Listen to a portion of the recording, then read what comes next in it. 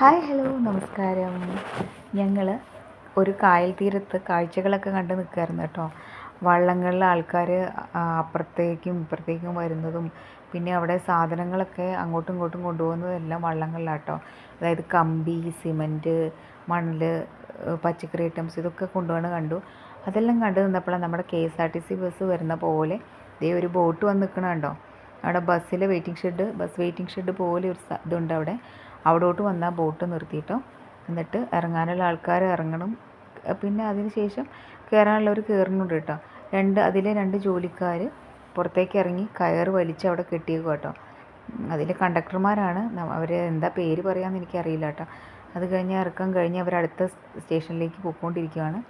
ആലപ്പുഴയിലേക്ക് ഉള്ള ബോട്ടാണ് കേട്ടോ പറഞ്ഞത്. പക്ഷേ ഈ കാര്യം ഞാൻ സിനിമകളിൽ മാത്രം കണ്ടിട്ടുള്ളൂ.